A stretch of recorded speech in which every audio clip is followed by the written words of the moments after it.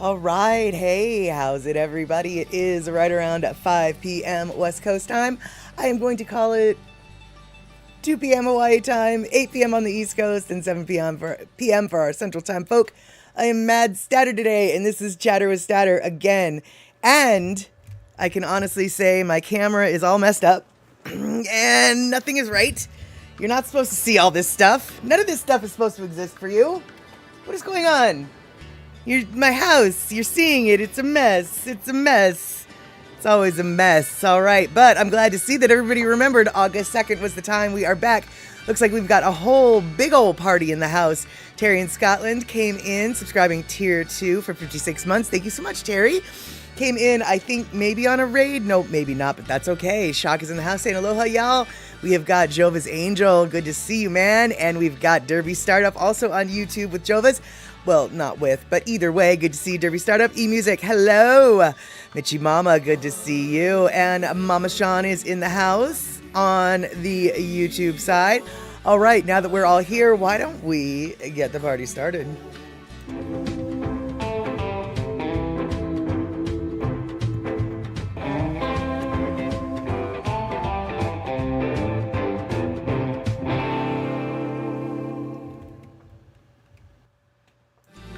All right, here we have it. Mitchie Mama saying that she missed me. Honestly, you guys, I missed you all too. Now, I'm not gonna lie. Not having to do anything on the weekends or on Wednesday was kind of nice. Just the days were free for me to do whatever. But at the same time, my little brain was constantly like, ooh, let's talk about that on the stream. And it's like, there's no stream this week, Molly. We aren't going to talk about anything. We're like, ooh, that'd be a great movie to download for the... It's like, we're not. Just calm down. So all y'all were definitely on my mind this weekend or this month for all the things I want to talk about with you guys that we should talk about. Terry in Scotland, thank you so much for that 1,000 biddies. And so let's see here.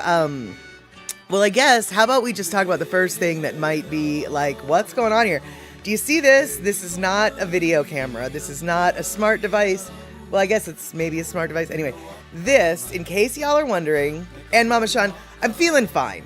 I am feeling pretty good. In fact, I'm feeling a lot more motivated for things and stuff, and I'm finally getting my life together, sort of. But, so, what's going on here? What is this? What is this? I don't really know what it is, but it's attached to this, and what it is a heart monitor of some sort. I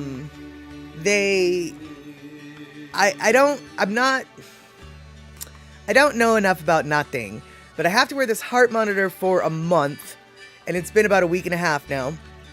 Because I guess the neurologist thinks that I might have an arrhythmia in my heart, which is what might have caused the stroke.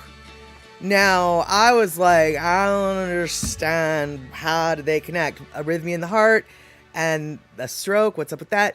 Apparently, if you guys don't like to hear about medical stuff, this will be really short. I don't really like talking about it either. Trust me, I don't. For reasons of ookiness, not freak. Anyway, now might be a good time to close your ears for about 15 seconds, maybe even less. Apparently, because my stroke was caused by a blood clot, not a bleed out, apparently with an arrhythmia, the blood can pool in the heart long enough to start to thicken and clot. And so they think that, they've found that an arrhythmia can be related to a blood clot related stroke because the blood might start clotting in the heart where it just sort of sits there. Okay, we're done. You can unplug your ears now. Why did I say that louder? Anyway, we're done now. You can unplug your ears, even though no one would hear that. So they've got me hooked up. Hold on. Okay, so this is obviously a strip. And then the strip, I've got one, actually. Hold on one sec.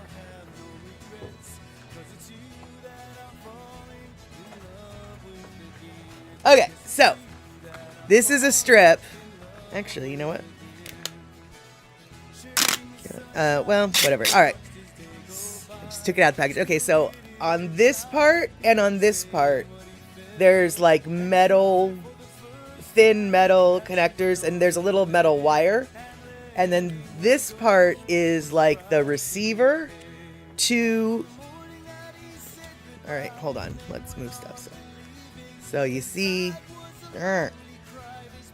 this big thing attaches into this thing. And this thing is what monitors my heart.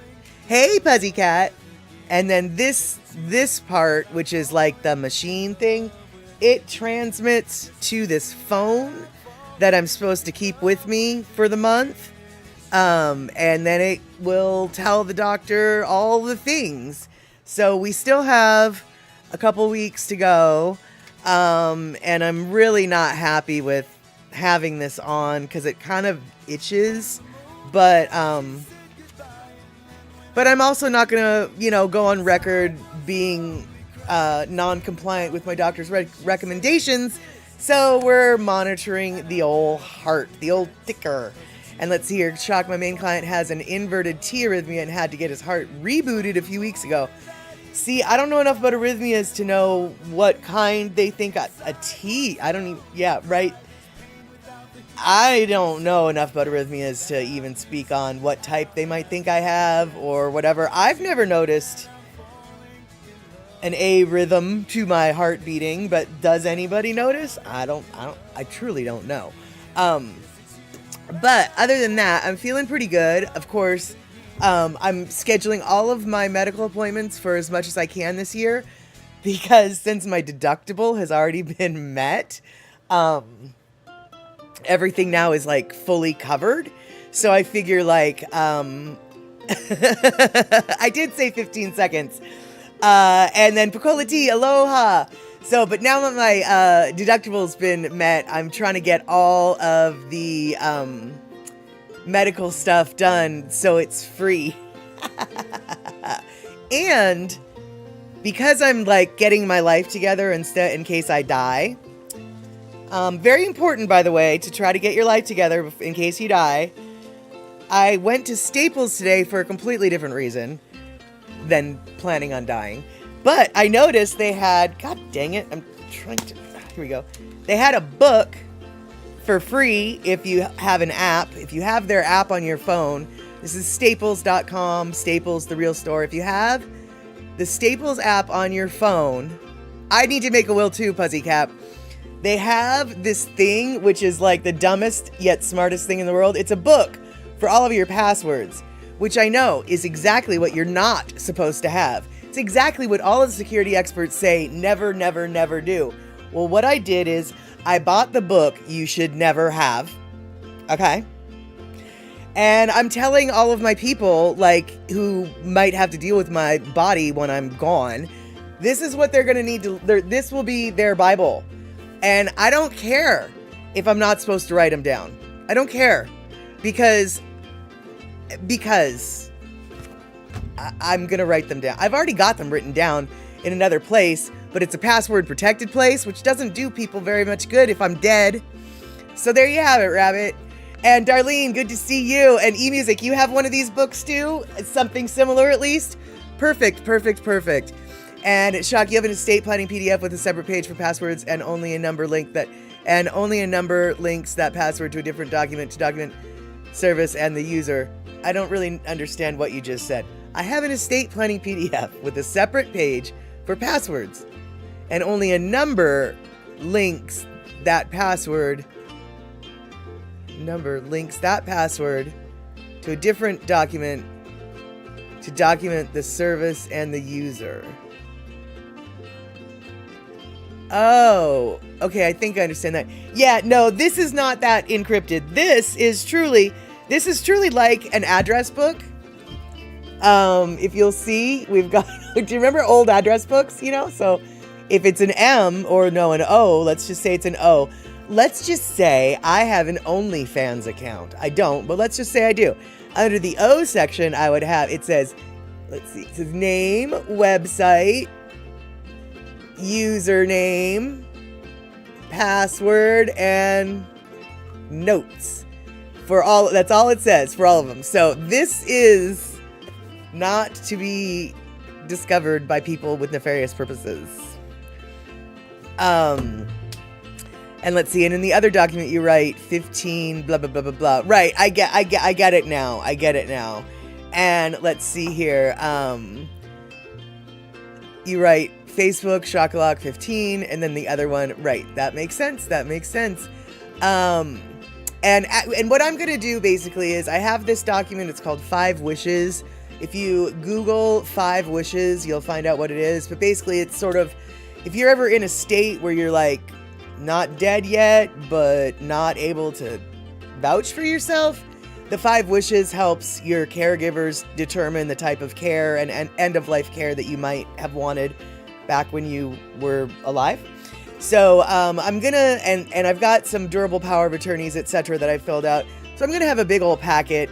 This book will eventually be in, actually, I'm gonna have a big old envelope full of everything. And if you haven't done this, people, you probably really need to do it. Because speaking as someone who had their parents die when I was in my 20s, well, my dad was dead when I was in my 30s, but having all their paperwork together made everything so simple.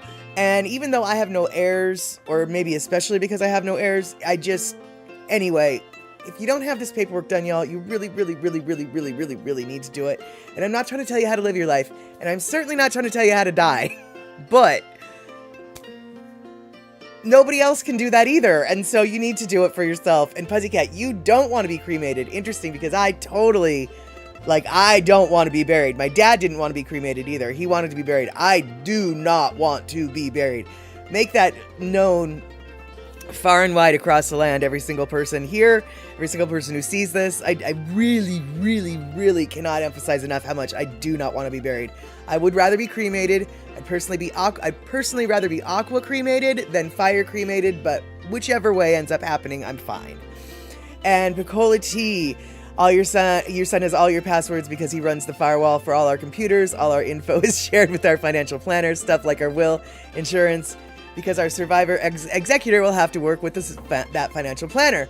Powers of attorney to our youngest son and his brothers as alternates. Exactly. And Shock, I've also got a complete set of generic legal forms that are valid in most places. We'll share either all, just DM Shock. So yeah, just if y'all are like suddenly just like with this little brr that I'm shammering in your ear, Shock, instead of doing a Google search, Shock can hook you up because she's already got it hooked up. She's already got it planned. Why are we surprised? We're not surprised at all. So yeah, message, whisper, do whatever you got to do to get in the good graces of little Shock over there. And she ain't little, she's all big with her all plans and her control over the universe. Anyway, yeah, she will help you get control over your universe. And bury you on Haleakala facing west. Yeah, I don't know if you can do that. You can get, you can't be buried on Haleakala. You can have your ashes spread there though. That's where my mom's is on Haleakala. But yeah, I don't think you can be buried there. And Mitchie Mama at 3 a.m. I thought I was into Monday and panic because I'm supposed to deliver something before 6 a.m. Oh no! And let's see here, what else do we need here? And then, okay, Mitchie Mama asking, Picola T, do you have a trust? I'm told I need to put the condo into a trust. I have a will, but it's something with taxes, I guess. Yeah, you know what, Mitchie Mama? Picola T is definitely the one to ask about that. Because the need for a trust differs from state to state. I can say from my tax knowledge that in California, having a trust is a very good idea. But in Washington, having a trust actually kind of muddies the water and screws things up. So Hawaii, it sounds like Picola T says, yes, we have a trust. It protects our benefactors. It sounds like Hawaii and California might have a similar set of laws in regards to inheritance, estate issues, etc., etc. Washington, you definitely don't, you don't need a trust in order to, we don't have a state income tax here, so we don't need that. basically, I think is what it boils down to. And Pussycat, you won't get your wishes anyway? Well, why do you, all right, so many thoughts. That kind of pisses me off why do you think your wishes won't happen? Because, in my opinion, the wishes of the person who died are the ones that only matter. And so, if you've made it clear to your peeps that you want to be buried, they can't bury you in Haleakala. That can't happen. But you're going to get buried, right? They are going to bury you, right? Do you fear that they might do something other? Because it's kind of messed up, man. Well, make sure that they care. Make sure to okay, hold on. Let me rephrase this. Make sure to let them know that you care. And you're going to come back and haunt them if they don't bury you. I don't know if you'll come back and haunt them, but you can at least threaten it. And it looks like we've got an estate planning binder, a link right here that Shock is sharing with everybody. That is super awesome. And Rick, yes, thank you so much for that resub. 58 months. My goodness. And, all right, let's see here. What else? Exactly. Make arrangements in advance, like your father-in-law did. Yeah, actually, that's a really good plan. And in fact, I've kind of been thinking about doing that now. Mostly because it's only going to get more expensive. And if you buy your plot now and you buy your funeral plan, you've already paid for it. So even if you die 20 years from now, when it's 3 times more expensive, you've already paid for everything. And so, it actually is a good idea if you know where you want to be buried, or you know what funeral home you want to handle the thingamabop or whatever. Or if you know, well, I don't really care. I'm just going to go shop around for the cheapest service. And it's only going to get more expensive, right? And see, there you go. Pocola T is saying that father-in-law even picked out his urn and funeral home before he passed. Very helpful. Honestly, okay, this is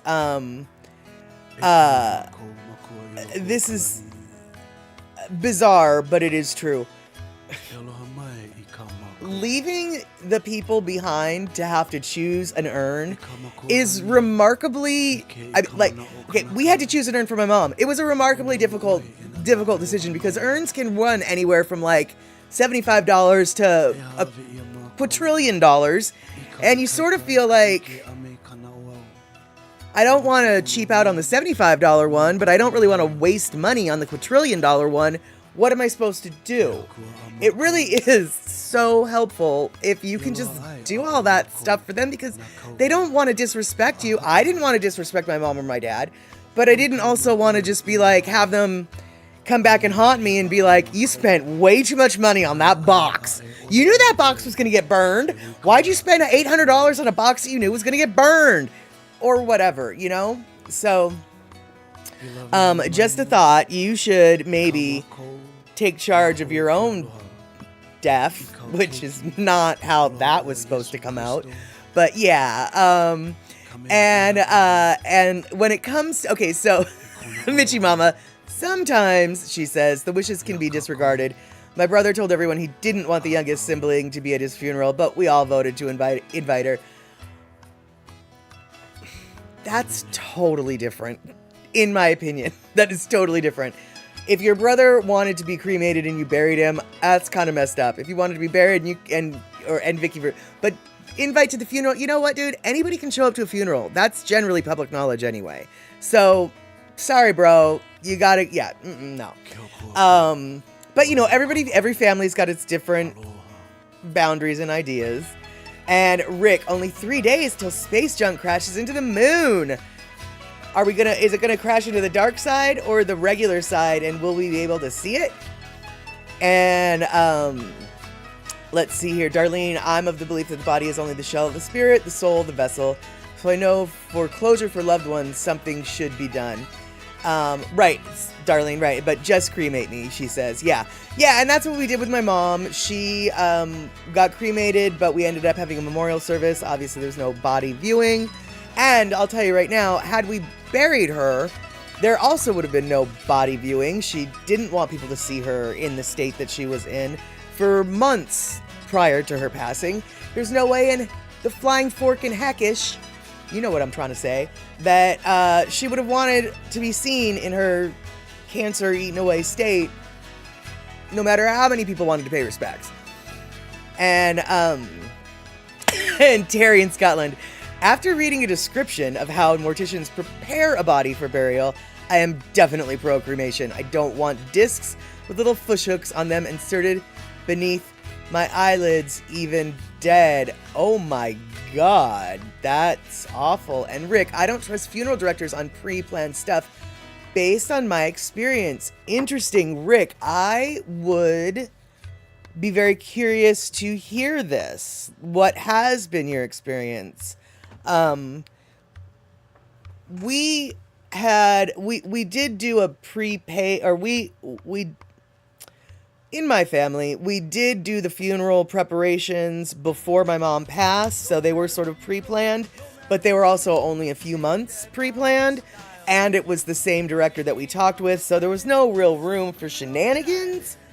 But I'm curious what happened with you. And Mitchie Mama, I think your lips are glued too, Terry. Oh, that just sounds awful, dude. And Bacoti, 3 years ago, I did a girls' trip to Sedona. At our Airbnb, we found an urn of ashes for Uncle John in the kitchen cabinet. He had his photo taped to the box. Weird and creepy. Yeah, that would be kind of weird and creepy. I'm not one to be weird and creeped out by something like that. I think it's kind of sweet. But I also know that that's weird and creepy to like every other person in the world. What those Airbnb people were thinking, I'm just not quite sure. And Pussycat, you'll leave it up to God what happens to you. All right, fair enough. Yeah, a funeral is for the living, for sure, and the handling of the body is at the discretion of the body owner. There you go. Right, exactly, Mama Sean. That would be me, haunting your, why did you spend $800? Yeah. And Shock bringing the reality to Pussycat. God will be outvoted by your relatives.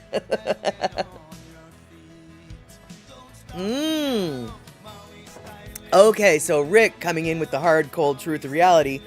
The funeral house went out of business, and the new owners pretty much said everything was not available at those pre-arranged prices.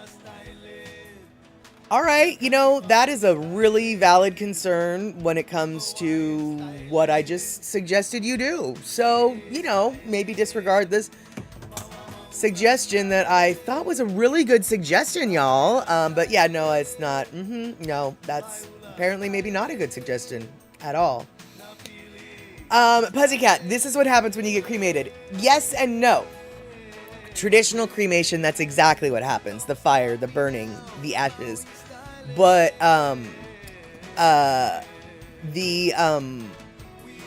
there's another method. It's called aquamation, and it dissolves your body into what they call ashes, but, it's done with water instead. And I would like the aquamation myself. But aquamation is not as many funeral homes offer that, and not every state even has that as an option. It's not legal in all states. A long time ago, when this stream first started, I did a whole expose or a whole explanation of what the aquamation was. Quite honestly, I can't remember half of what I told you. So if you don't remember, that's okay. I don't remember either. But the long story and the short story of it is, you can use water to be burned. Weird. And let's see here. Shock coming in with a suggestion to the contract of the prepaid plans. If you go that route, you need to make sure that both sides of the contract bind the heirs and assigns. Apparently, in contracts, there's an heirs and assigns section. So when you look at your proposed contract, make sure the company's heirs and assigns are also bound to the contract. So there you go. That's one option that you could do. And then the prepaid funeral trustee went bankrupt, and the state got involved in that one. Oh, wow. Dude, yeah, no, that sucks. Darlene, yeah, that happened with Rick's parents. Early prearranged funeral with caskets, etc. Oh, dude, that sucks. I mean, I suppose you could always ask to get the casket now. But then you've got to store it, and that's really morbid.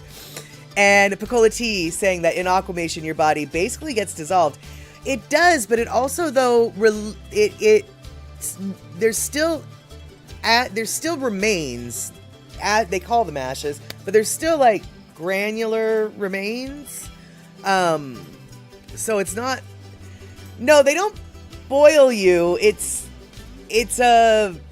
like an alkaline solution, and I mean there is hot water involved, but I can't remember exactly what it is.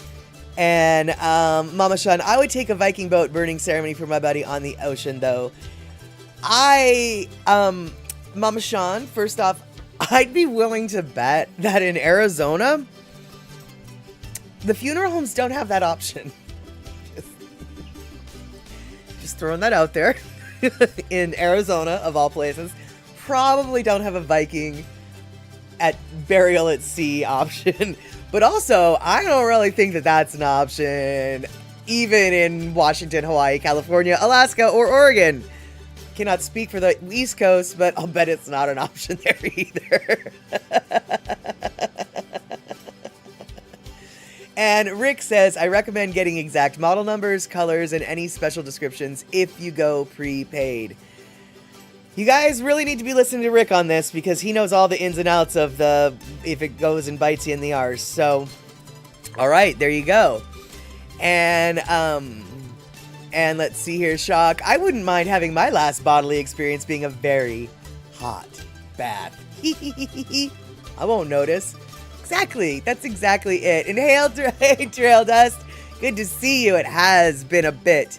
And, Rick, a casket might make a great coffee table. Actually, Rick, I don't know if they're still available, but Kiss, you know the rock band Kiss? They sold caskets. They sell Kiss caskets. And they recommend using them as a cooler. You know, like for your beer, before you need it. So yeah, caskets apparently have can have multiple uses. And Picola Tea. So basically, hot tub or flame broiled is your choice. Well, either that or fermentation underground buried. So you've got kimchi, which is the berry. you got oxtail stew, which is the aquamation. Or you get the barbecue, the flame, or you get a Whopper, the flame broiled. So kimchi, oxtail stew, Whopper. Those are your choices for when you die. Do you want kimchi? Do you want oxtail stew? Do you want the Whopper? I'll either have the oxtail stew or the Whopper. And Trail Dust, we talking about making soup? Well, not really. We're talking about all the things that you can do to your body after you die, or that they can do to your body after you die. And there's this thing called aquamation where they like boil you down, and you end up with these ashes like cremation, only they didn't fire burn you, they water burned you. And Shock, get 3 miles offshore and it doesn't matter. Good point. And yeah, we are definitely Darlene Trail Dust, we are on a bit of a morbid topic. Death, dying, etc. How we got there, though, was not such a morbid topic. It was, well, it sort of was. It was this book that I bought at Staples today. It's a book of passwords. And it's literally just like an old-fashioned address book. Except for instead of like name, address, and phone number, it says name, website, username, password, notes. There you go. And let's see here. So you're a boiled shrimp or a charcoal broiled like a Whopper. Exactly, Pussycat. You got it. Hey, Andre, good to see you. And let's see here, Terry. One of the Mark Twain's funniest stories was cannibalism in the cars. On a snowbound train, the passengers were forced to vote on the main courses for their meals. Before supper, a scrawny specimen named Smith was elected. He was sorry company and even worse in a stew. Ooh, gross. And I've said this to you before, and I'll say it again. If we're ever in a circumstance where we need to eat people to survive, I am sedentary. I am fat.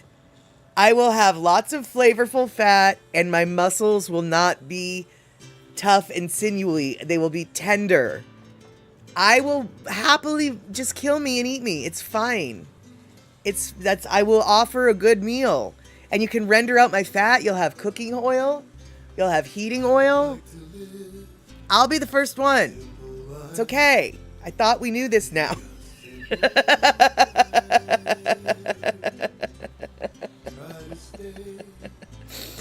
And let's see here. Pocolati, I'm picturing a poor sunfish getting pulverized into 1,000 pieces by the orcas. Have I seen that video?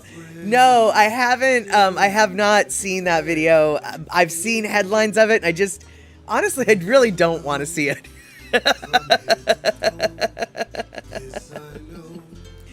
And let's see here.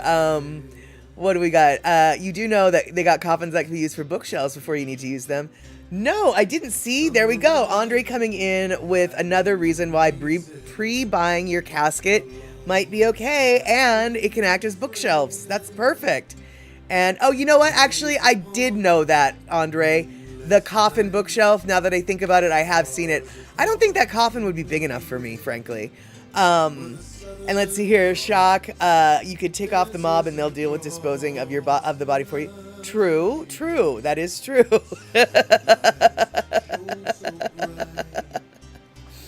Let's see here. What else? Pussycat, you can stop anytime now. And do what the Native Americans did with the Donner Party. Run, died in the snow where they can't find you. There you go. And for less than $200, some of my brother's ashes will be placed under a koa sapling on Hawaii Island. No, that is nice. And let's see here. Andre coming in with the facts. Using coffins or caskets as furniture is a niche subculture and artistic trend, featuring items like custom couches, coffee tables, and desks. These pieces are usually built from unused, recycled, or slightly flawed metal and wood caskets rather than actual burial artifacts. Well, no, duh. I'd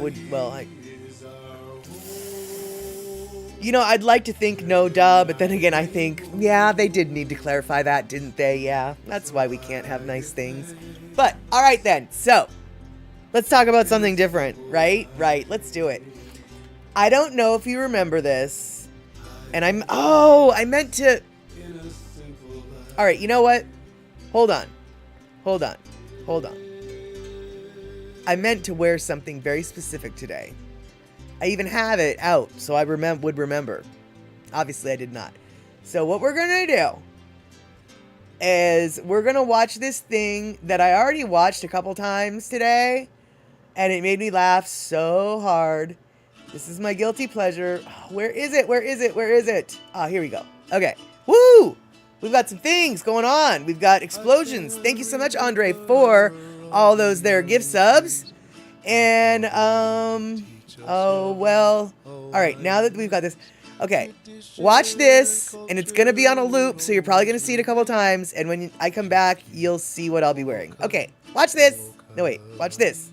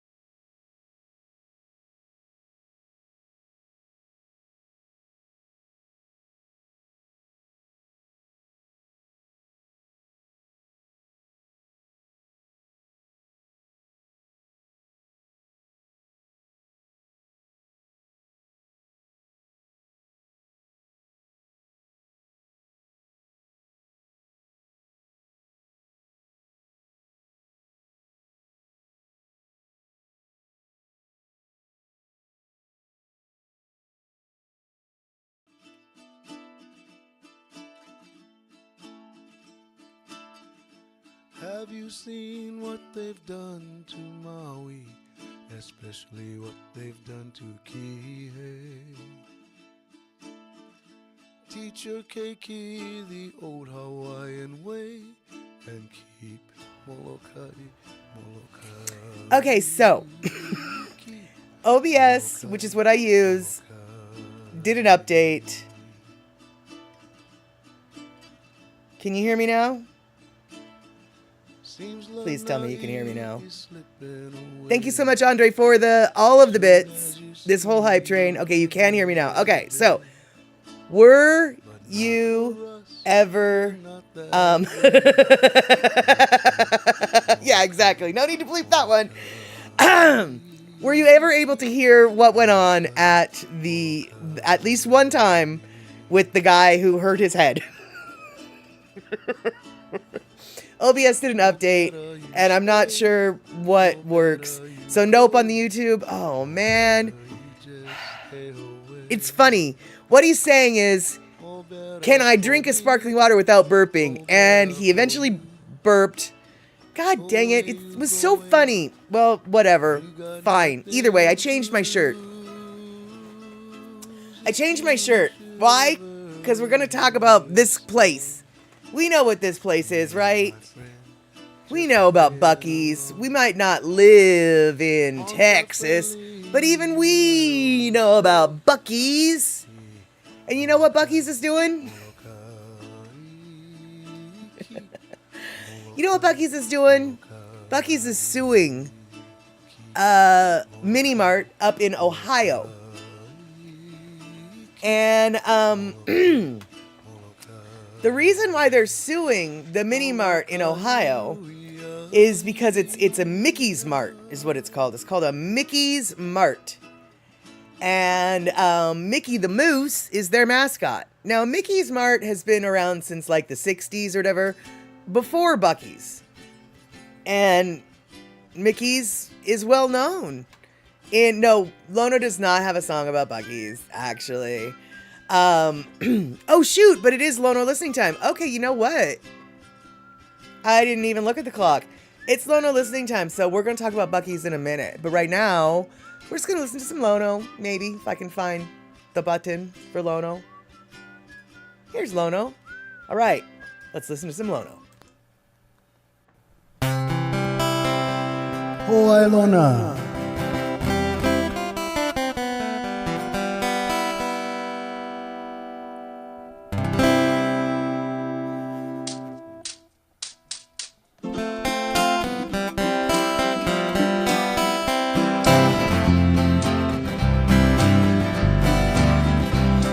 Au he ala oe, mai ka ihili, molo ka inui a hina. Ho'i mai ka ua, e pili a he ala oe. Ho'i mai, a he ala oe. Ho'i mai, molo ka inui a hina. O me hana ule o aina kaya ke a me kuapaka. Please, oh please, bring Hoai Lona home.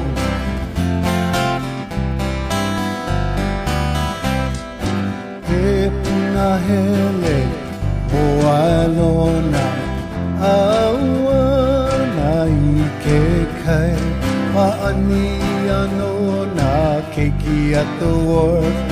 E aloha no ka ilio au kai. E aloha no ka ilio au kai. Molokai hui a hina. O me hana ule o. Aina kaya ke a me kuapaka. Please, oh please, bring Hoai Lona home.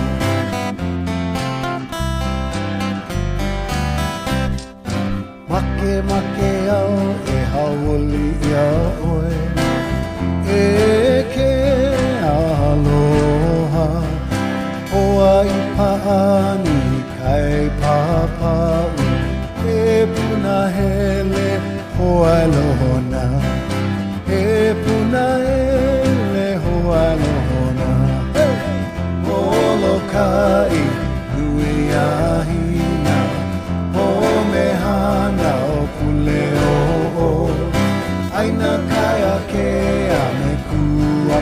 Please, oh please, bring Ho'alona home.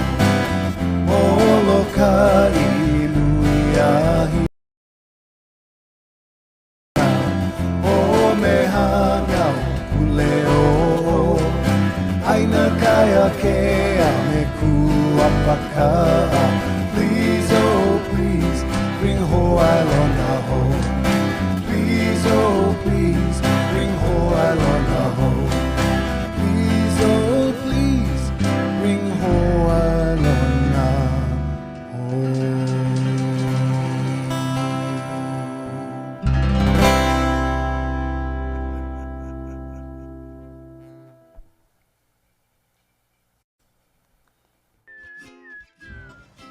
All right, there we go. All those weird, quirky things that you saw in the video. Yeah, that was from my end.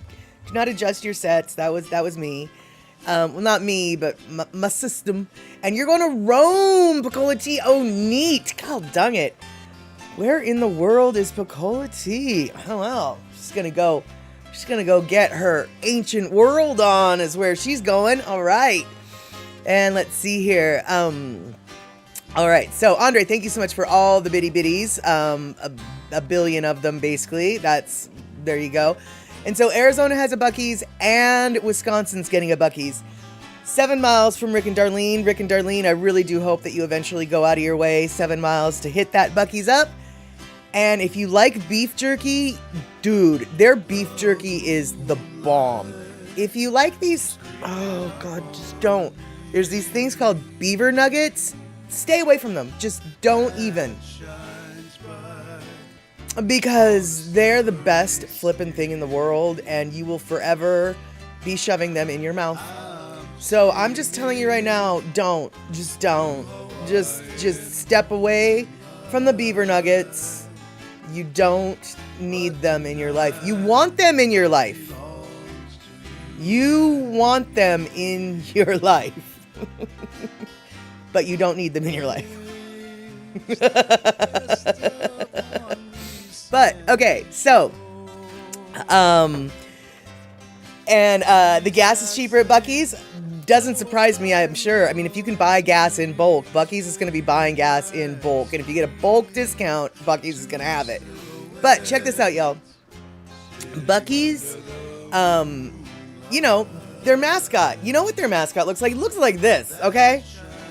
They're making inroads into different states, and in effort to secure their trademark, they're suing an Ohio mini mart, Mickey's, because Mickey's, what are they called? Logo? Mickey's mascot is too close to Buc-ee's. Because you see, oh wait, Mitchie Mama, any kind of nugget is yucky. Oh no, dude, Mitchie Mama, the beaver nuggets are these popped corn puffs that are like kind of maple syrupy sweet. They're not meat. They're delicious snacks. They're just delicious snacks, and they're just these little corn puffs that, oh my God, they're so good. And okay, so Darlene, you're already aware of the nugget situation. Kenny from the Cove once sent us the candied pecans and those nuggets. So young. Oh no, the pecans. I forgot about the pecans. Basically, Buc-ee's is full of everything that you shouldn't eat. It's sort of like, no, it's not caramel corn. Like Piccola T, it's like if someone took a Cheeto puff, the puff kind, not the crunchy Cheetos, but the puff. So if they took that, but instead of covering it with orange cheese dust, they covered it with mapley syrup sweetness. And it's really good. It's really good. It's really good. And then the pecan candies, or some people would call them the candy pecans, also so good. And yeah, I'm not even flying fork in that one. It is so good. And right, Terry in Scotland coming in, federal lawsuit in February this year, because apparently these These two logos look too much alike. These two logos are going to cause customer confusion. These two logos look too much alike. These mascots will confuse the people. Now, I'm sorry, Buc-ee's, but are you seriously telling me the people in Texas are this stupid? Are you seriously telling me the people in the Midwest are this dumb? What? I mean, first off, let's just pretend that a moose and a beaver looking in the same direction are the same. Let's just say, okay, let's just say. One of them's a circle with a yellow background. One of them is a 1, 2, 3, 4, 5, 6, sixagon. What's the sexagon? What's the six? One of them's a circle, one of them has six-sided. One of them's a yellow circle, the six-sided thing is red background. What, there is nothing about this. Yeah, I know, yeah, so, I mean, for real, you guys, I mean, am I the only one? No, I'm not the only one. Pussycat, no way. Yes, exactly, Buc-ee, and I can only assume that Buc-ee's is going to lose. Right, Picolati, wait, can they not tell the difference between a beaver and a moose? Come on. And for real, I mean, the Canadians must be like, seriously, all we have up here is moose and beaver. Trust me, we can tell them apart. Are you so stupid in the United States that you can't tell these two Canadian national animals apart? What the? And Darlene, that's us. Why we'll go see just what the hype is all about with Buc-ee's, but really try not to make it a habit, or it could be detrimental. Precisely. Exactly, Andre. Is Buc-ee's gonna sue Canada? Because I feel like they're on the verge of it. Hexagon. There we go. I knew that word. So it's a red hexagon versus a yellow circle. Clearly the same thing. Obviously the same thing. And I know, right? Exactly, Darlene. There isn't any comparison I'm seeing. Really, come on, Buc-ee's. And that's it. Andre's the only one who actually is just has given any merit to the lawsuit. Beavers and moose, all Canadian to me. Okay, that's the only similarity for the most part. I mean, like, seriously, Andre, and I know that you're absolutely not being, you're joking, obviously, but you've given the most credence to their lawsuit. It's like, yep, two Canadian things. That's about the only similarity there is. And then also, yes, exactly. And Andre bringing in to me the exact perfect point. First off, the moose was the logo first. The moose was the mascot first. And so, yeah, it's gonna be. I don't know if it's gonna be considered a frivolous lawsuit like Pussycat thinks it is, like I think we all think it is. All I can say is,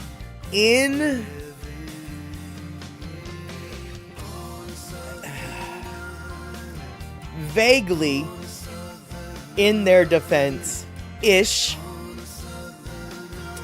I know that when you're trying to defend a trademark, you need to be consistently trying to defend your trademark. Which is why the Olympics, who have a trademark on Olympic, they oftentimes, the Olympics, they will sometimes send cease and desist letters to small businesses on the Olympic Peninsula of Washington State. You know, where Forks is, where the Twilight series was, all based in. Definitely not an Olympic associated thing, but it's on the Olympic Peninsula, and sometimes a coffee shop will have Olympic coffee, because they're on the Olympic Peninsula. And the Olympics will send them a cease and desist letter saying, you're infringing upon our Olympic trademark. Now, generally, these things are just letters that blah, blah, blah. But what my point is, you have to show a history of trying to defend your trademark. And so I can only assume that this is them doing their due diligence or something. That's the only logical credence I can, is them setting a precedent of trying to defend a trademark, even if they know that this is gonna not go their way. If they ever do have to, they'll at least have shown that they really do care about the trademark. I'm not really sure, but what I am sure of is a lot of people who hear about this lawsuit, Buc-ee's has kind of shot themselves in the foot because this is not a good look for their image. Sometimes people are learning about Buc-ee's for the first time based on this lawsuit, and it's leaving a bad taste in their mouth. Because for me, come on, I like Buc-ee's. You've heard me speak wonderful of Buc-ee's, but now that they've got this suit, I'm just like, Buc-ee's, I don't really know about you. I'm changing my opinion. And when you've got such a positively associated brand like Buc-ee's used to be, and then the public starts to turn on you a little bit, that's not good for your brand. So I'm wondering how this lawsuit is going to end up working out for them, because I feel like not only are they going to lose the lawsuit, they're actually going to sort of poison the well that was so beautiful before. Andre, is it me, but are most Buc-ee's in red states? Well, if there's going to be one in Wisconsin, then at least there's going to be one in a blue state. But yeah, it does seem like most Buc-ee's are in red states. Pussycat, boycott. To tell you the truth, Pussycat, it's not enough to make me boycott it, but it is enough to make me, talk smack.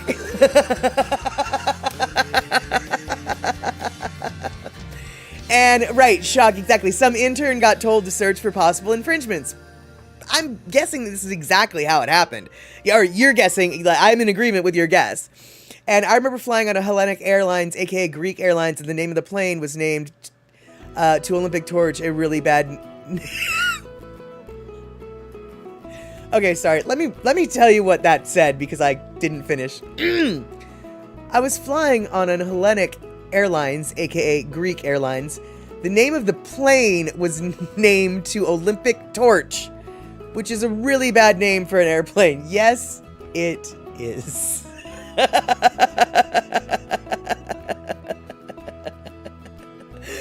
Let's see here. Hold on. Shock is saying, y'all, if you get a mail from Google telling you about having a recovery contact added and you didn't arrange it, just ignore it. Someone's trying to get you to give them your password. And unless you click on that bugger, they will not succeed. Okay, yeah, good to know, good to know. And let's see here. Michi Mama, that's like the Chicago poke place that sent a cease and desist order to Hawaiian local companies on the use of the word poke. Oh my, I remember that, and that is so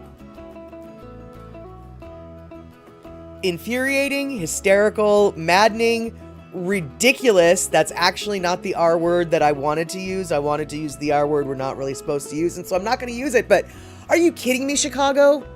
You don't even have the fish to make poke in your waters. Oh my. And let's see here. Wisconsin is considered a red state, says eMusic. I thought they were a blue state.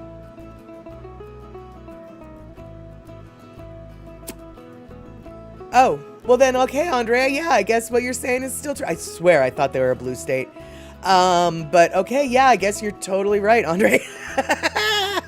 And Arizona is a purple, but I think leaning blue, really Lou, and they built one here. Yeah, Mama Sean, Arizona was considered a red state, for sure, back in the day. But you are totally right. It is a purple state now, without a doubt. And Andre, hey, Chicago could make whitefish poke. I guess. Do people eat freshwater fish raw? I know that, saltwater fish get eaten raw, but do people eat freshwater fish raw? And let's see here. Darlene saying, Wisconsin's more of a purple state, hopefully turning blue.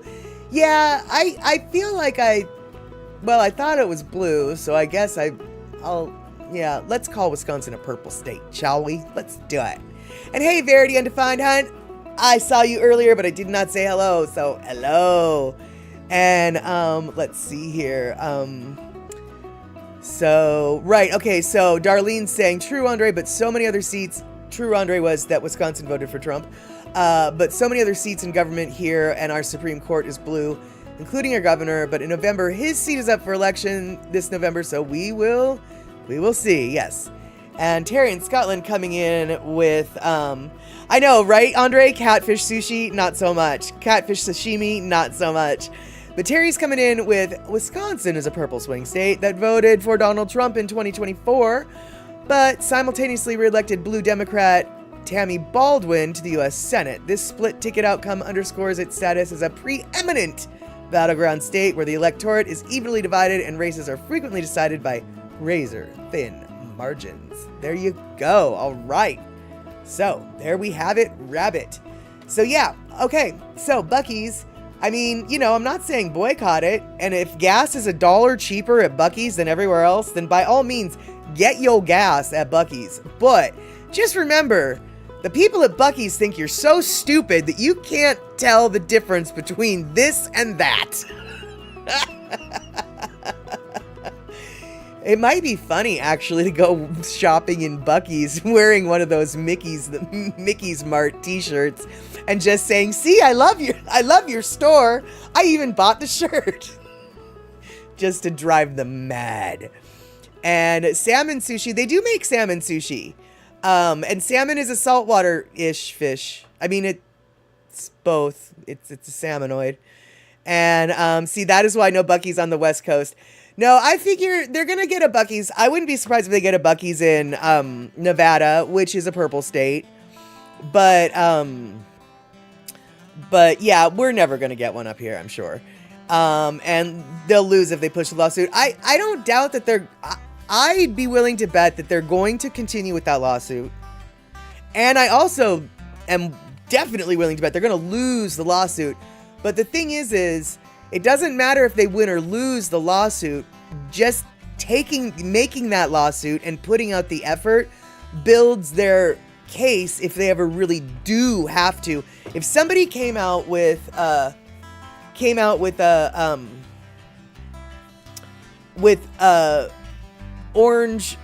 yellow circled mouse. No, not a mouse, because that's Mickey Mouse. Let's see. An orange circled, like, say, duck or something. Well, god dang it. Disney has that too. Anyway, if somebody came in with something that is actually similar to the Buc-ee's logo, they will. There we go, chipmunk. Thank you, Darlene. A chipmunk. Perfect. Yellow circled chipmunk. My goodness, this really could be a yellow circled chipmunk, right? Right. Then they'll already have shown that they are trying to defend their trademark. And they had a fake Buc-ee's in Mexico? Okay, well, see there. Now that is worth suing for a trademark. And Andre, their win in Texas, I don't know where this lawsuit is filed. I don't know if it's filed like in Ohio, if it's filed federally. I don't know how I don't think trademark law is dealt with on a state basis. I think that it might. I really don't know. A porcupine would be another perfect example. A yellow circle porcupine face. Yes, definitely. Might confuse people. It might. Disney versus Buc-ee's. Disney's going to take them out. Yeah, I know, right? No doubt. Right. Okay, yes, exactly, Piccolo-T. If the moose was wearing a ball cap and had it had buck front teeth, two long front teeth, then maybe, just maybe. Yeah, I don't,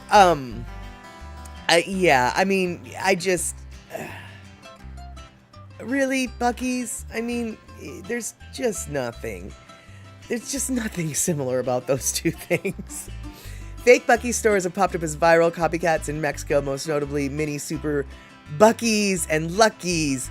These unauthorized lookalikes mimic the iconic yellow background, red font, and cartoon animal mascot of the famous Texas Travel Center.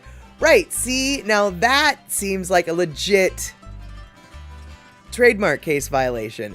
I have no idea whether or not the trademark case violation, I don't know how trademark law works, so I don't know if it's international or just United States, but I would like to think that Buc-ee's tried and sued those folks too, and frankly, maybe they did and nobody hears about it just because that's a legitimate case. There's really nothing to make fun of Buc-ee's about. There's no story here other than, oh, Buc-ee's has got their trademark infringed and they're suing for it, right?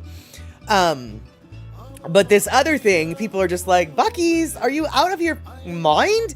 There's nothing. Are you blind? Do you have cataracts? Right, exactly. Sue the Mexican ones, says Pussycat. Right, yeah, exactly. Trademark laws, copyright laws. We don't need no copyright laws. It's true in Mexico. I guess they don't.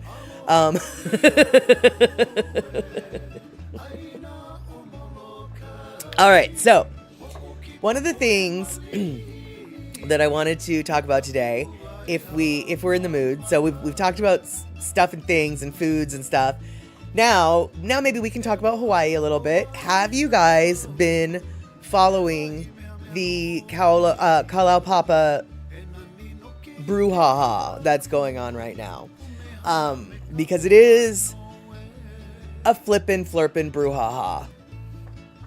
A few months ago or whatever, or not a few months ago, a month and a half ago, before the break,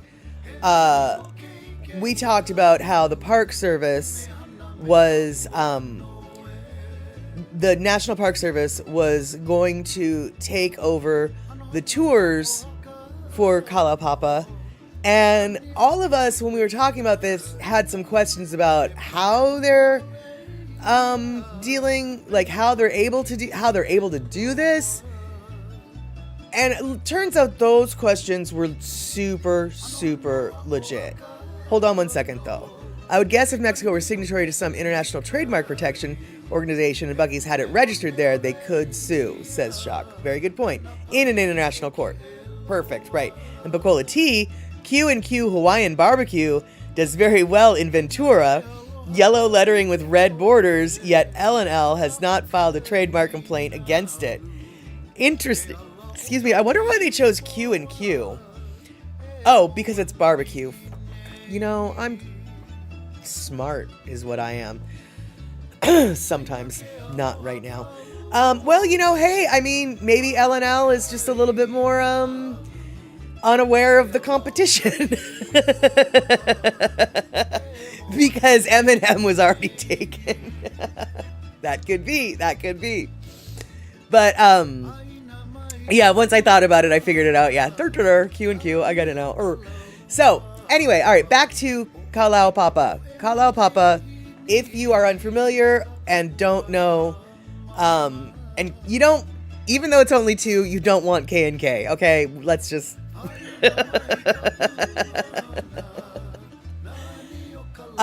just like HAL is one step ahead of IBM. Oh, I didn't know that, but that does make sense. All right. Okay. Maybe we'll talk about Kalaupapa later on, because we're talking about foods and stuff still. Shuck, are you serious? Is that why HAL is called HAL? I feel like you're saying that for real. Is that why HAL is called, it was named HAL? And HAL, that's the, that's the 2001 A Space Odyssey computer, right? Or am I making that up? Because I make things up a lot. But that's the 2001 Space Odyssey computer, right? Yeah, it's the, I'm sorry, Dave. Yes, okay. All right, yeah, I'm sorry, Dave. I can't do that. Yep, all right, it's that one. And let's see here. Michi Mama, I think the letters had to do with the names of the owners. On L&L, could be. Let's see here. But IBM is International Business Machines. That's what that stands for. And Andre, L&L franchise, L&L Hawaiian Barbecue, the company has actively protected its brand in court, such as in L&L franchise versus Shaka Hawaiian Barbecue, where it sued competitors over the exclusive use of related naming and branding rights of the fast food space. Interesting. Well, then I'm going to go out on a limb and say that if L&L was successful and did protect its copyright versus Shaka Hawaiian, they probably don't know about Q&Q yet. Or else Q&Q is in the process of being sued and they're just still doing their thing. Let's see here. Pussycat, I know the person who invented the IBM computer and his name is Hal. Interesting. That's a coincidence, I would think. I don't know. All I know is, I really like L&L, and I'm glad we have one in my neighborhood. That's all I know. But, all right, so back to Kalaupapa. Sorry about that. So, as you may know, it is a peninsula. The Makanalua Peninsula, actually, it's just on the peninsula. Anyway, so, Hansen's disease. The tours were originally led by a patient down there, but she died. And then the Forest Service, the Park Service decided, okay, well, we're going to do them. And I'm sure you probably already know what happened, but in case you didn't, there was protests. Yeah, there was protests. So let's learn a little bit about the protests and then what happened afterwards. 2 days after the National Park Service launched its first ever ranger-led public tours of Kalaupapa, those tours are now on hold. Community members protested Thursday's inaugural tour, saying they were never properly consulted. And now members of Hawaii's congressional delegation are seeking answers. Nikki Schenfeld reports. What was supposed to be a different chapter for access to Kalaupapa has sparked controversy. The National Park Service announced it is temporarily pausing its new walking tours while it reassesses visitor access. It comes just days after protesters gathered outside the historic settlement during the first tour. The park was established to preserve the stories of the people with Hansen's disease, who were forcibly isolated on the peninsula for more than a century. For decades, tours were led by a former patient whose company closed following her death last month. She had the only park-authorized tour for the area. The Park Service sent an email shortly after, saying it would be stepping in. During an interview 2 weeks ago, Superintendent Nancy Holman told KHON2 that the park's mission is to preserve these special places and provide for the enjoyment, inspiration, and learning of the public. We're stepping into the void as a step towards a future vision of visitor services. But many Molokai residents say the issue is how that new plan was introduced with no community consultation. Residents in Kalaupapa found out about this tour by seeing a flyer posted on a building. These types of activities impact all of us together because we are a small community. Even 10 people, like that's more than one flight. Mokulele's, plane holds 8 passengers. Congresswoman Jill Takuda says she'll meet with the park superintendent on Tuesday. If we do anything in Kalaupapa, we owe it to them, to the patients that had lived there, that had passed there, that still are there, and the beneficiaries whose land that is. We owe it to them to do it the right way, or not at all. But the bottom line is, this is DHHL land. This is something that needs to have beneficiary consultation at the very, very least. And I would like to see, if tours are resumed, it should be hand in hand with the community. The Park Service had plans to do 2 weekly walking tours. The second one was scheduled for Saturday and was canceled. And the Park Service has not said when or if the tours will resume. Nikki Schenfeld, KHON2 News, working for Hawaii. 2 days after the National Park. Okay, so, wait, hold on. There we go. All right, so, Andre, stepping into a void does not sound like a good move. Absa-flippin'-flying-forkin' certainly, yes, precisely. Did you hear what they said? Did you hear what they said? The residents who are still living there found out about these tours on a flyer, via a flyer on there in the town, on the church, wherever it was, they said. That, when I heard that, my blood pressure went up threefold. And then they pointed out, you do realize that these tours are for 10 people. A flight into Molokai, the plane even only holds 8 people. So the infrastructure of the island is okay. 20 people a week doesn't sound like a lot. It doesn't. But when you realize that the planes to that island only hold 8 people per flight, suddenly that 20 number seems a lot. Like a lot. There's only one hotel on the island, and that's Hotel Molokai. And that hotel is really old. And then there's a whole bunch of, Airbnb condo stuff. But the infrastructure on the island actually isn't built for 20 people every week coming through. They didn't even let the people know. And then also, Kalaupapa isn't owned by the federal government. It's owned by the Department of Hawaiian Homelands. And in the infrastructure of the agreements and the land use agreements, the people of Hawaii, the Department of Homeland, they're the ones who get the beneficiaries, i.e. the native Hawaiians are the beneficiaries of the Department of Hawaiian Homeland's lands. They get a say in what gets to be done. And the Park Service completely skipped over it. Absolutely skipped over it. And so Andre's coming in with the permanent population of Molokai is roughly 7,300 to 7,400 people, making it one of the least populated and most rural of the major Hawaiian islands. It's DHHL land. So it doesn't belong to the federal government. It doesn't belong to the National Park Service. They overstepped their bounds like nobody's business. And Shock saying, I think you have to fly to the Kalaupapa airstrip and the tour would have to be fly in, tour, fly right back out. Yeah, but that's not how these tours are. These tours are hike in, hike out, and they have to hike in order to access the gate to hike in. They have to cross private property. And the private property owners were never consulted by the feds either. The feds just came in and decided they're going to do it. And we're going to have to walk across Mr. Smith's land. No, it wasn't Mr. Smith. I don't know his name. We're using it Mr. Smith.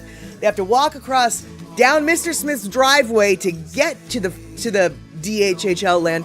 There were so many things that they did wrong about this. It's not even funny. The NPS manages the Kalaupapa Historical Park, but it doesn't own the land. And so, let's see here. Utilizing leases from Department of Hawaiian Homelands through 2041 and Department of Land and Natural Resources, DLNR. I actually don't know what DLNR stands for, but I think it's Department of Land and Natural Resources. And that lease expires in a couple years, 2029. And so, and NPS has historically not been full of boneheads. There you go. And so Terry in Scotland saying, upon the death of the last patient, the DOH will withdraw and the Kalavo County will likely dissolve. By the way, so Molokai, for those of you who don't know, Molokai is in Maui County. But Kalaupapa, which is on Molokai, is its own county. And that county was the Kalavao County. And that was it was because of the active disease quarantining area that that the health department was the one who was in charge of that land and that county.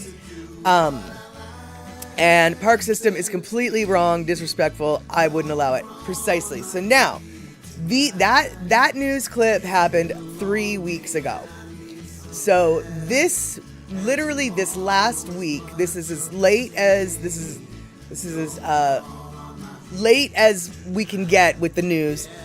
Molokai Dispatch, the newspaper on Molokai, they ran an article. Now this is the picture up there on the left is Uncle Walter Ritty. Walter Ritty is a long time political activist in the Hawaiian scene.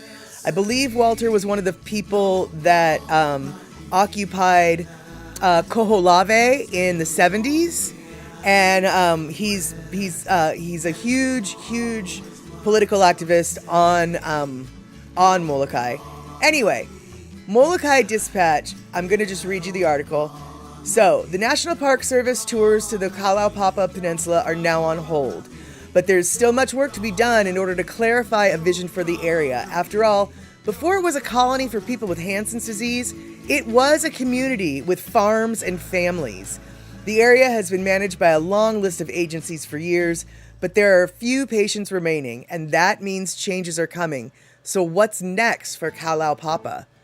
Following the launch of the tours on July 9th and the announcement the following day that they would be paused, U.S. House Representative Jill Tokuda met with National Park Service Superintendent Nancy Holman to discuss whether the agency would continue its twice-weekly hiking tours. I expressed to her that I wanted a personal call because without any kind of real community engagement and involvement in the process of tourism, I thought it was grossly premature to even be talking about restarting tours at that particular point, Tokuda told the Dispatch. She described the meeting as productive, but said there's still a lot of follow-up to be done. She said she requested documentation from NPS that indicates they can circumvent the priority that Native Hawaiians have been given second right of refusal for the tour operations. Let me reread that. She requested documentation from the National Park Service that indicates they can circumvent the priority that Native Americans be given second right of refusal for tour operations. Federal legislation gives first priority for operating tours to patient residents of the Kalaupapa settlement. If none are interested, as Holman says is the case now, Native Hawaiians are to be given a second right of refusal, a step that seems to have been skipped, Tokuda said. Tokuda also echoed what protesters have been saying since the first tour on July 9th. There needs to be community consultation. She said meetings with representatives from department heads is not enough. I asked Holman specifically, why wasn't a listening session done with the community, with folks from up top, with existing patients or their families? If they had done an actual listening session before all of this happened, we could have avoided a lot of these conflicts.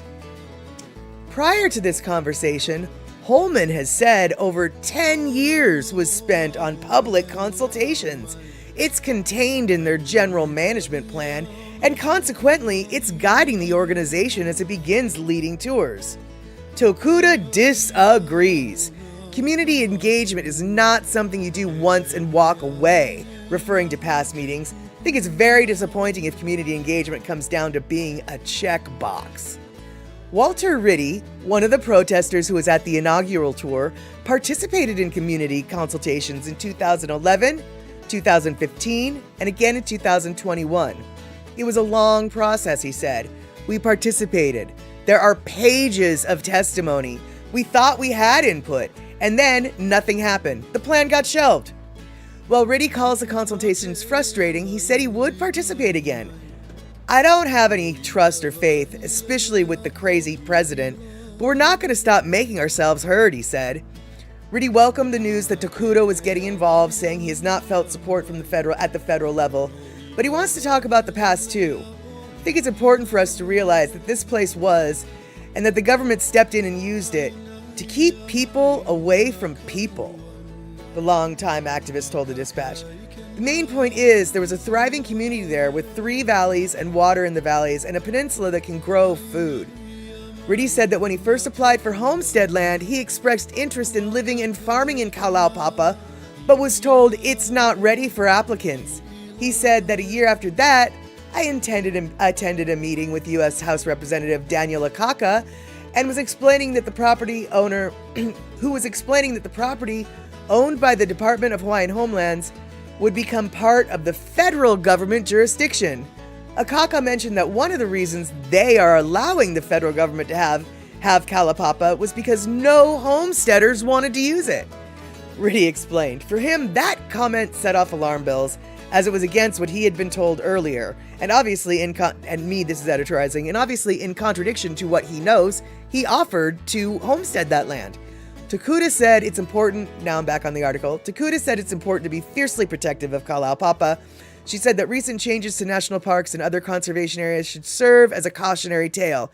I think what happened in Utah is a cautionary tale to every community that we have got to be vigilant in protecting the spaces that are important to us, Takuda said, noting that 2 parks in Utah were drastically reduced in size. We're in a world where lots of things can change with the drafting of an executive order, so it requires vigilance.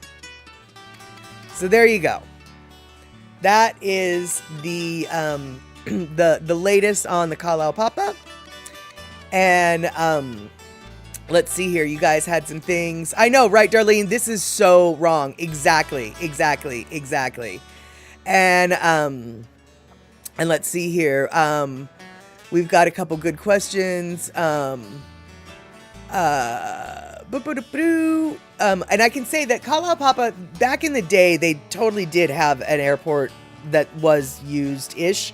It's a very small runway. Lono has a video for one of his songs that he filmed at Kalaupapa, and he's flown into the site several times, but most of the more recent tours have been the mule rides down, and the mule rides down, or else the physical walking hike down. And Kalaupapa Airport serves the residents of Kalaupapa Settlement and visitors wishing to tour Kalaupapa Historical Park. Not anymore, it doesn't, but it did used to be served by commuter planes. And let's see here. Pacola T saying Mr. P became active with the Protect Kaho'olawe movement in the 70s, remembers meeting the key activist players involved. Right, totally.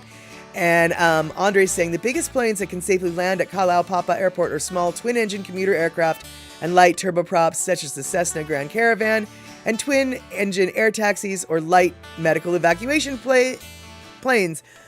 Airport limits runway length. The single asphalt runway is only 2,700 feet and is 75 feet wide. Yeah, that's not a big airstrip at all. And let's see here. It lacks a control tower. Very true. It does have a little, it has a lighthouse, but the lighthouse is no longer in use. Some people call it the light tree. And let's see here. And they usually only handle 9 planes per day at the Kalaupapa Airport. Let's see here. And Darlene is saying that there's no lights on the runway. And they're trying to open mining on land and sacred here to many native communities. Yeah, exactly. And they don't care. It's amazing. Just the absolute disregard for previous contracts and agreements. I mean, it's not amazing. Let's just talk to some indigenous folks about how the federal government doesn't hold up the end of their treaty, their end of a treaty or an agreement. But yeah, so I wanted to talk about that today. Wanted to let everybody know that that is what is happening. The tours have been stopped. Things are in litigation, for lack of a better word, even though it's not really true. There's not, well, I don't know, maybe it is a form of litigation. Anyway, I'm hoping that the locals get what they want, because the feds, that's just, they don't know. They don't have the people's interest at heart, obviously, with the way they overstepped the steps of an already in place agreement. So anyway, shock, 9 planes is more than I would expect there. I agree. I'm kind of wondering how old that data is. I understand that they have to, I'm sure that they they have flights come in at least once a day, or maybe even, if nothing else, at least once a week, because they need food down there and there's all sorts of stuff they need down there. But 9 a day? That seems a lot. I'm definitely wondering how old that information is. But then again, it could be current. Who knows? But this is what we do know. I don't know when to stop talking. We knew that. We know that. So it is 3 minutes now past the end of the hour, at the bottom of the hour, and super stoked that we all remembered to be here today. I actually almost forgot. So we will hopefully see each other on Wednesday, 5 p.m. West Coast time, and we will figure out what we'll be talking about probably on that day. All right. So thanks so much for coming over, you guys. Thanks so much for subbing, resubbing, give subbing. Thank you so much for all the biddies. We will see each other Wednesday, 5 p.m. West Coast time. And I don't know what we'll talk about. We'll talk about something. All right, you guys, have the great rest of your weekend. We'll see each other soon. Take care.